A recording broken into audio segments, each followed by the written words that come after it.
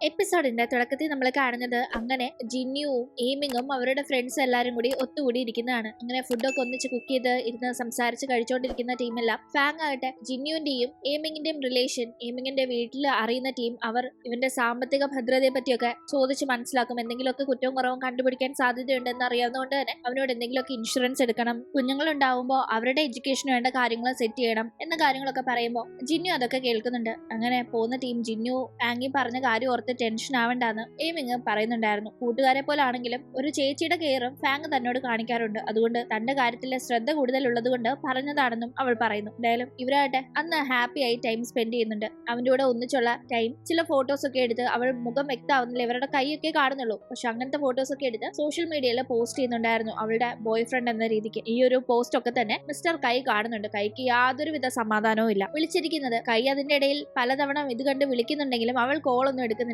അത് കണ്ട് ജിന്നു കോൾ എടുക്കുന്നില്ലെന്ന് ചോദിക്കുമ്പോൾ ഓ ഞാനെന്തിനാ എടുക്കുന്നതെന്ന് അവൾ പറയുന്ന ടീം അല്ല നീ ഇനി വീണ്ടും ആ കമ്പനിയിൽ വല്ലതും വർക്ക് ചെയ്യാൻ പ്ലാൻ ചെയ്യുന്നുണ്ടെങ്കിൽ കോൾ എടുക്കുന്നതല്ലേ നല്ലതെന്ന് അവൻ പറയുന്നുണ്ട്. വീണ്ടും കാണേണ്ടവരല്ല എന്ന രീതിക്ക്. പക്ഷെ ഞാൻ അവിടേക്ക് പോവാനേ പോകുന്നില്ല, അവനൊന്നും കാണാൻ എനിക്ക് തീരെ താല്പര്യമില്ല എന്നായിരുന്നു എയ്മിങ് പറയുന്നത്.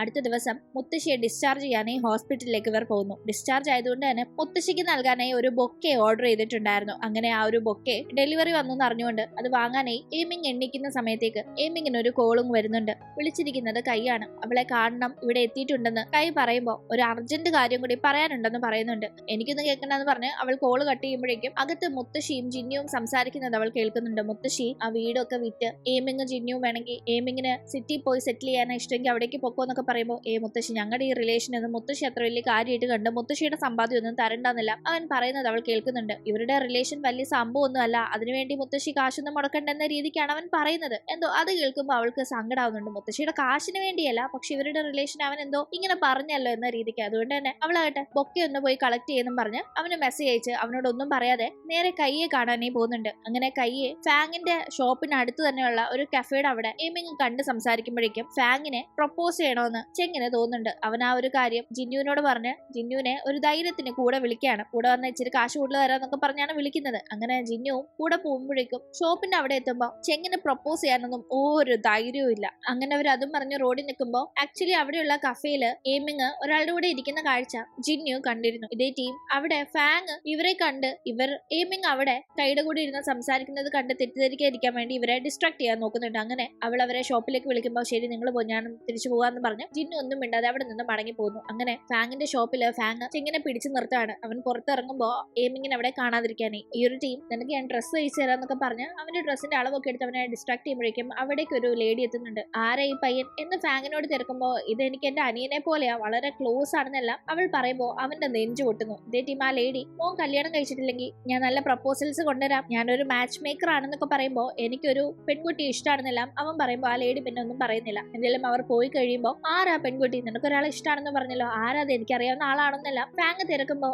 നിനക്കറിയാൻ സാധ്യതയുണ്ടെന്ന് മാത്രമേ അവൻ പറയുന്നുള്ളൂ. അവൾ തന്നെയാണ് ആ പെൺകുട്ടി എന്നത് പറയാനായുള്ള ധൈര്യം അവനുണ്ടായിരുന്നില്ല. എന്തായാലും അപ്പോഴേക്കും സ്കൂളിലായിരുന്ന ഫാങ്ങിന്റെ മകന് വയ്യ ഹോസ്പിറ്റലിൽ കൊണ്ടുവരികയാണെന്ന് ഒരു കോള് വരുന്നു. വേഗം വെപ്രാളത്തിൽ രണ്ടുപേരും ഇവിടെ നിന്ന് പുറപ്പെടുന്നു. അപ്പോഴേക്കും എയ്മിങ്ങിനോട് കൈയാകട്ടെ അവളെ ഇഷ്ടമാണ്, അവൾ തിരിച്ചു വരണമെന്നൊക്കെ പറഞ്ഞ് സംസാരിക്കുകയാണല്ലോ, അവൾ താല്പര്യമില്ല എന്നൊക്കെ പറയുമ്പോൾ അവൻ അത് കേൾക്കുന്നില്ല. വീണ്ടും വീണ്ടും അത് തന്നെ പറയുമ്പോൾ അവൾ ഒന്നും കേൾക്കണ്ടെന്ന് പറഞ്ഞ് അവിടെ നിന്ന് പോകുന്നുണ്ട്. അങ്ങനെ അവൾ നേരെ ജിന്നുവിന്റെ അടുത്തേക്ക് ചെല്ലുമ്പോഴും കയ്യെ കണ്ട കാര്യം അവൻ അറിഞ്ഞു എന്നത് അവൾക്കറിയില്ല, അവളത് പറഞ്ഞുമില്ല. എന്തായാലും അവളിങ്ങനെ കാഷ്വലായി അവനോട് സംസാരിക്കുമ്പോൾ നീ എന്നോട് ചുമ്മാ ഓരോന്നും പറയണ്ട, പാലിക്കാൻ പറ്റുന്ന കാര്യങ്ങൾ മാത്രം പറഞ്ഞാൽ മതി, അല്ലെങ്കിൽ എന്നോടൊന്നും പറയാൻ നിൽക്കണ്ടെന്നായിരുന്നു അവൻ പറയുന്നത്. അവൻ എന്തുകൊണ്ട് ഇങ്ങനെ പറയുന്നു എന്ന് മനസ്സിലാക്കാത്തവൾ മുത്തശ്ശിയോട് ഇവരുടെ റിലേഷൻ വലിയ സംഭവമൊന്നും അല്ല എന്ന രീതിക്ക് അവൻ എന്തിനും പറഞ്ഞു, അത് താൻ കേട്ടല്ലോ എന്ന് പറഞ്ഞു അവൾ ദേഷ്യപ്പെടുന്ന ആ സമയത്താണ് കൈയാകട്ടെ എയ്മിങ് അന്വേഷിക്കുന്ന അവളുടെ അമ്മയുടെ റിങ്ങിന്റെ ഒരു ഫോട്ടോ അയച്ച് ഇതിനെ പറ്റിയുള്ള ചില കാര്യങ്ങൾ എനിക്കറിയാം, അറിയണമെങ്കിൽ വാ എന്ന് പറഞ്ഞ് മെസ്സേജ് അയക്കുന്നു. തുടർന്ന് ജിന്നുവിനോടൊന്നും പറയാതെ എയ്മിങ് കയ്യെ കാണാനായി പോകുന്നുണ്ട്. കൈയാകട്ടെ ഈ റിങ്ങിനെ പറ്റി അവൾ അന്വേഷിക്കുന്നുണ്ടെന്ന് മനസ്സിലാക്കി തന്നെ അതിനെപ്പറ്റി ചില കാര്യങ്ങൾ അറിഞ്ഞത് പറയാണ്. ജിയാങ് ബേയിലുള്ള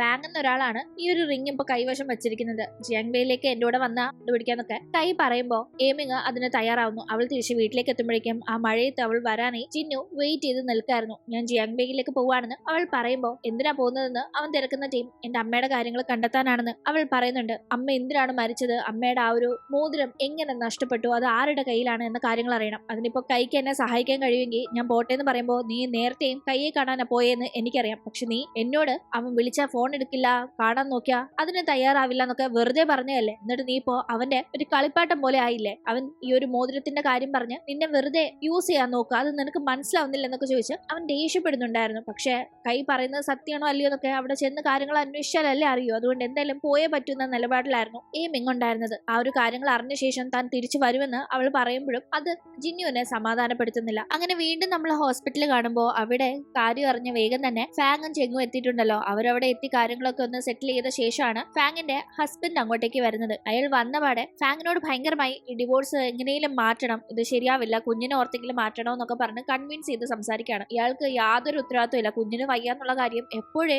കുഞ്ഞിന്റെ ടീച്ചർ അറിയിച്ച. പക്ഷെ ഇയാൾ ഓരോ ജോലി തിരക്കെന്നും പറഞ്ഞ് നടന്നിട്ട് ഇപ്പോൾ വലിഞ്ഞു കയറി വന്നിട്ട് ഇങ്ങനെ ഡയലോഗ് അടിക്കേണ്ടെന്നില്ല അവളും ദേഷ്യപ്പെടുന്നുണ്ട്. എന്തായാലും ഇവരിങ്ങനെ സംസാരിക്കുന്ന ടീമാണ് അങ്ങോട്ടേക്ക് ചെങ്ങിന്റെ വരവ്. ചെങ്ങ് ചില ടെസ്റ്റ് റിപ്പോർട്ട്സ് വാങ്ങാനേ പോയിരുന്നു. ചെങ്ങനെ കണ്ടപാടെ ഓ ഇവനും ഉണ്ടോ, ഇവൻ എന്തിനാ എപ്പോഴും നിന്റെ പുറകിൽ ഇങ്ങനെ നടക്കുന്നത്, ഇത് കണ്ട ആളുകൾ എന്ത് പറയും, എന്റെ മകൻ എന്ത് നാണക്കേടാന്നൊക്കെ പറഞ്ഞ് സംസാരിക്കുന്ന അയാൾ കാര്യങ്ങൾ ഞാൻ നോക്കിക്കോളാം, നീ പോകാനേ പറഞ്ഞു ചെങ്ങിനെ അവിടെ നിന്ന് പറഞ്ഞു വിടുന്നു. എന്തായാലും ഈ ഹസ്ബൻഡിന്റെ ഈ പ്രവൃത്തികളൊക്കെ തന്നെ ഫാങ്ങിനെ വല്ലാതെ ശ്വാസം മുട്ടിക്കുന്നുണ്ട്. അവൾക്ക് ഇയാൾ വളരെ ടോക്സിക് ആണെന്ന് അറിയാം. ഇയാൾ ഇപ്പോൾ ഈ കാണിക്കുന്ന അഭിനയമൊക്കെ ഈ ഡിവോഴ്സ് എങ്ങനെയും ഒന്ന് നിർത്താൻ വേണ്ടി, അതൊന്നും അങ്ങനെ ആയിക്കഴിഞ്ഞാൽ പിന്നെ ഇയാൾ തനി സ്വഭാവം പുറത്തെടുക്കുന്ന അറിയാവുന്നവൾ എങ്ങനെയെങ്കിലും ഇയാളുടെ കയ്യിൽ നിന്ന് ഒന്ന് രക്ഷപ്പെട്ടാൽ മതി, കുഞ്ഞിനെ നന്നായി തനിക്ക് നോക്കാൻ ഇയാൾ വലിയ തടസ്സമാണ്, ഇയാൾ ഉണ്ടെങ്കിൽ ഒരു സമാധാനം നിറഞ്ഞ ജീവിതം കിട്ടില്ല എന്നറിയാവുന്നുണ്ട് ഭയങ്കര ടെൻഷനിലുമാണ്. അങ്ങനെ അവൾ അടുത്ത ദിവസം ആ കാര്യങ്ങളൊക്കെ തന്നെ എയിമിങ്ങിനെ കണ്ട് സംസാരിക്കുമ്പോൾ എയിമിങ് ഇപ്പോൾ അവൾക്കും ജിന്നുവിനും ഇടയിൽ നടക്കുന്ന പ്രശ്നങ്ങളെ പറ്റി പറയുന്നുണ്ട്. വെറുതെ തെറ്റിദ്ധാരണയുടെ പേരിൽ രണ്ടുപേരും അകലരുതെന്നും എല്ലാം സംസാരിച്ച് റെഡിയാക്കണമെന്നും ഫാങ് എയിമിങ്ങിനോട് പറയുന്നു. എന്തായാലും അന്നാട്ടെ എയിമിങ് ഭയങ്കരമായി ഡ്രിങ്ക്സ് അടിച്ച് ഫിറ്റായാണ് തിരിച്ച് വീട്ടിലേക്ക് വരുന്നത്. ആ ഒരു കാഴ്ച കണ്ട് ജിന്നു അവളെ സേഫ് ആയി വീട്ടിലേക്ക് കൊണ്ടുപോകുമ്പോൾ വീണ്ടും ജിയാങ്ബയിലേക്ക് പോകുന്ന കാര്യം പറഞ്ഞ് അവർക്കിടയിൽ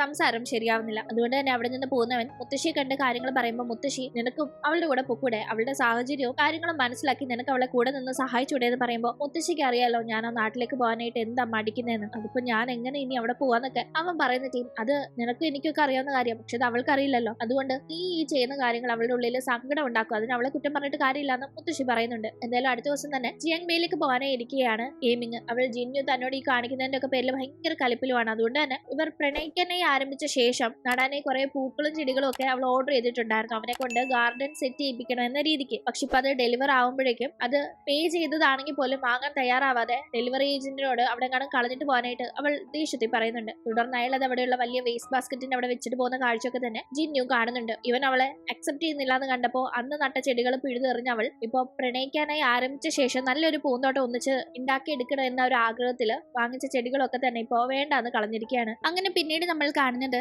ജിയാങ്ബയിലേക്ക് പോകുന്ന എയർപോർട്ടിലുള്ള യാത്രാമധ്യേ ചുമ്മാ റാൻഡമായി അവളുടെ CCTV ഫുട്ടേജ് ഒക്കെ പരിശോധിക്കുന്ന ടീമായിട്ട് ജിന്നു അവളുമായി പിണങ്ങിയ ശേഷം അവളോട് പറയാൻ പറ്റാത്ത അവന്റെ ഉള്ളിലെ കാര്യങ്ങൾ അവളുടെ വീടിന്റെ അവിടുത്തെ CCTVയുടെ അവിടെ നോക്കി നിന്ന് പറയുന്നത് അവൾ കാണുന്നുണ്ട്. അവളെ അവന് എത്രത്തോളം ഇഷ്ടമാണെന്നും പക്ഷെ അവരുടെ രണ്ടുപേരുടെയും ലോകം വളരെ ഡിഫറെന്റ് ആയതുകൊണ്ട് അവർ ഒന്നിച്ചല്ലാതെ എങ്ങനെ മുന്നോട്ട് പോകുന്ന അറിയാത്തതിന്റെ ഒരു പേടി കാരണമാണ് അവനാകട്ടെ ആദ്യം അവളോട് ഇഷ്ടം തുറന്നു പറയാതിരുന്നത്. ഇപ്പോൾ നടക്കുന്ന കാര്യങ്ങളായാലും അവളോടുള്ള ഇഷ്ടക്കേട് കൊണ്ട് സംഭവിക്കുന്ന ഒന്നും അല്ല എന്ന കാര്യങ്ങൾ മനസ്സിലാക്കുന്ന അവൾ വേഗം തന്നെ അവനെ കാണാനേ ചെല്ലുന്നു. ഫ്ലൈറ്റ് പോയാലും സാരയില്ല എന്ന രീതിക്കാണ് അവൾ ചെല്ലുന്നത്. ചെല്ലുമ്പോഴേ അവനാകട്ടെ അവൾക്ക് സർപ്രൈസ് ആയി ഒരു കാര്യം അവിടെ ചെയ്യായിരുന്നു. അവൾ ഉപേക്ഷിച്ച ആ പൂക്കളും കൊണ്ട് അവളുടെ വീട്ടുമുറ്റത്ത് മനോഹരമായ ഒരു ഗാർഡൻ സെറ്റ് ചെയ്യുന്ന തിരക്കിലായിരുന്നു അവൻ. എന്ത് ചെയ്യുന്നതെന്ന് അവൾ ചോദിക്കുമ്പോൾ അല്ല നീ പോയതല്ലേ, അപ്പോൾ തിരിച്ചു വരുമ്പോഴേക്കും എന്തായാലും ഒരു 2 ആഴ്ചയോളം എടുക്കും, അപ്പോഴേക്കും ഈ പൂക്കളൊക്കെ മനോഹരമായി ഇവിടെ സെറ്റായി ഈ ഒരു ഗാർഡൻ എന്നെ സന്തോഷിപ്പിക്കട്ടെ എന്ന് കരുതി സർപ്രൈസ് ആയിട്ട് ഞാൻ ചെയ്തതാണെന്ന് അവൻ പറയുമ്പോഴേക്കും അവൾ വളരെ ഇമോഷണൽ ആവുന്നുണ്ട്. അവൾ പിണക്കമൊക്കെ മറന്ന് അവനെ കാണാനായി വന്നതാണെന്ന് മനസ്സിലാക്കുന്ന അവൻ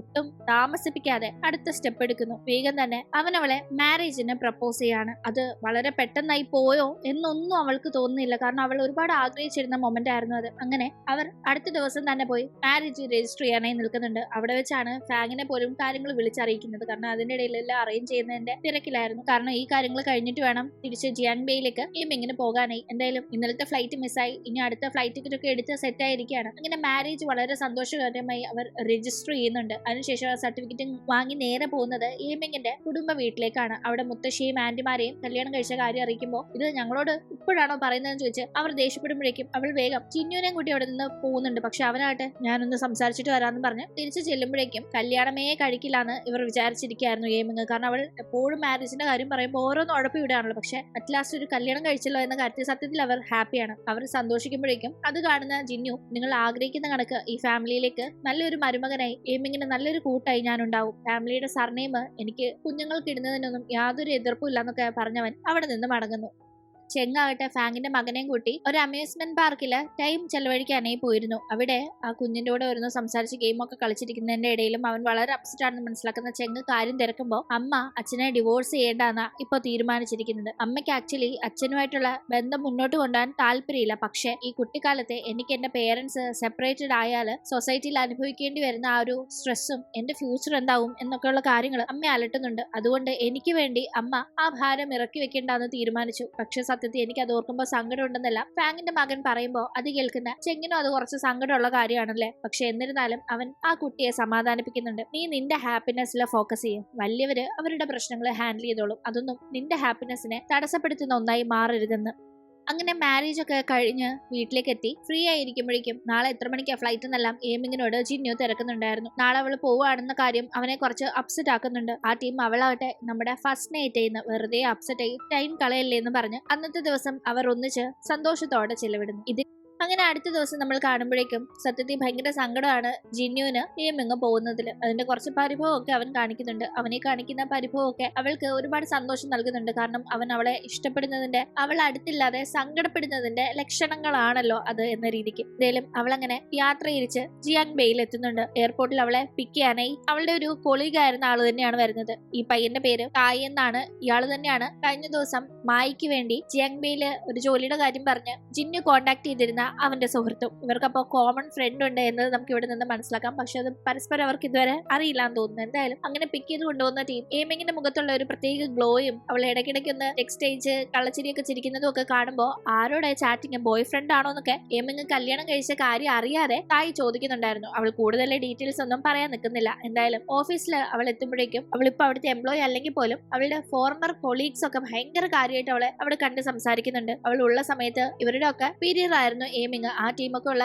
നല്ല വർക്ക് പീരീഡ് ആയിരുന്നു. ഇപ്പൊ ഭയങ്കര പ്രഷറാണ്, വർക്ക് ലോഡ് കൂടുതലാണെന്നൊക്കെ പറഞ്ഞ് എത്രയും പെട്ടെന്ന് ഓഫീസിലേക്ക് മടങ്ങി വരണമെന്നൊക്കെ അവർ സംസാരിക്കുന്നുണ്ട്. ഞാനിപ്പോ ജോലിക്ക് ജോയിൻ ചെയ്യാൻ വന്നതല്ല, ഞാൻ വേറെ ചില കാര്യങ്ങൾക്ക് വന്നതാണെന്ന് പറഞ്ഞ് ഏമിങ് അവിടെ അവളുടെ ബോസ് ആയിരുന്ന കൈയെ പോയി കാണുന്നുണ്ട്. കൈക്കും അവളെ കാണുമ്പോൾ ഒരു പ്രത്യേക ഗ്ലോ ഒക്കെ തോന്നുന്നുണ്ട്. അല്ലെങ്കിൽ കല്യാണം കഴിഞ്ഞ ആദ്യത്തെ കുറച്ച് നാളുകളിൽ ഭയങ്കര ഒരു ഗ്ലോ ഒക്കെ ആയിരിക്കുമല്ലോ, അങ്ങനെ പൊതുവെ ഒരു പറച്ചിലുണ്ട്.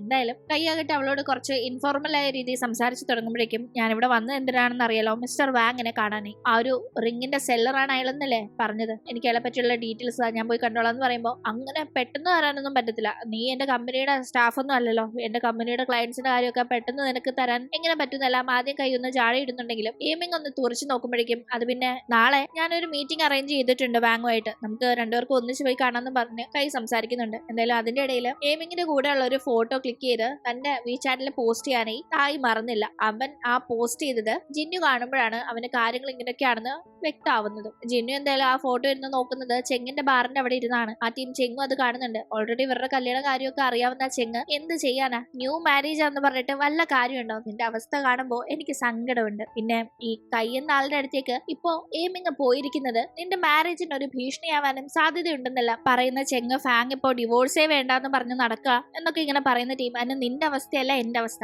നീ ഇഷ്ടപ്പെടുന്നത് മറ്റൊരാളുടെ വൈഫായിരുന്ന ഇപ്പൊ ഡിവോഴ്സ് കേസ് നടക്കുന്ന ഒരു പെൺകുട്ടിയാണ്. പക്ഷെ ഞാൻ ഇപ്പൊ പറയുന്നത് എന്റെ വൈഫായ ജിന്നുവിന്റെ കാര്യമാണ്. എനിക്ക് മാരേജ് സർട്ടിഫിക്കറ്റ് ഉണ്ട്, അത് പവർഫുള്ളാ, ഞങ്ങൾക്കിടയിൽ ഒരു പ്രശ്നം ഉണ്ടാവില്ല എന്നല്ല ജിന്നു പറയുമ്പോ ചെങ്ങ് അത് കേട്ട് ചിരിച്ചോണ്ടിരിക്കുമ്പോ അങ്ങോട്ടേക്ക് ജിയാങ് എത്തിയിരുന്നു. ജിയാങ് ആയിട്ട് ഇവരിവിടെ കണ്ട് സംസാരിക്കുമ്പോഴേക്കും ചെങ്ങ് മാറി നിന്ന് ജിന്നുവിനെയും ജിയാങ്ങിനെയും കിട്ടുന്ന രീതിക്ക് ഒരു ഫോട്ടോ എടുക്കുന്നുണ്ട്. അങ്ങനെ ജിയാങ് പോയി കഴിയുമ്പോ ഈ ഫോട്ടോ ഞാൻ ഓൺലൈനിൽ പോസ്റ്റ് ചെയ്തിട്ടുണ്ട്, അപ്പൊ എന്നോട് താങ്ക്സ് പറയണ്ട, കാര്യങ്ങളെല്ലാം സെറ്റ് ആയ ശേഷം താങ്ക്സ് പറഞ്ഞാൽ മതി എന്നും പറഞ്ഞ് ആ ഒരു ഫോട്ടോ വെച്ച് ഏമിങ്ങിനെ അസൂയ പിടിപ്പിച്ച് എങ്ങനെയും അവളെ തിരിച്ച് ജിന്നുവിന്റെ അടുത്തേക്ക് എത്തിക്കുക എന്നതാണ് ചെങ്ങ് ഇവിടെ പ്ലാൻ ചെയ്യുന്നത്. ശേഷം എന്തായിരിക്കും സംഭവിക്കുക എന്ന് നമുക്ക് അടുത്ത എപ്പിസോഡിലൂടെ കാണാം. ഇന്നത്തെ വീഡിയോ ഇഷ്ടമായാൽ മറക്കാതെ ലൈക്ക് ചെയ്തും ഷെയർ ചെയ്തും സബ്സ്ക്രൈബ് ചെയ്തും സപ്പോർട്ട് ചെയ്യണേ. വീണ്ടും പുതിയൊരു എപ്പിസോഡുമായി കണ്ടുമുട്ടും വരെ ബൈ.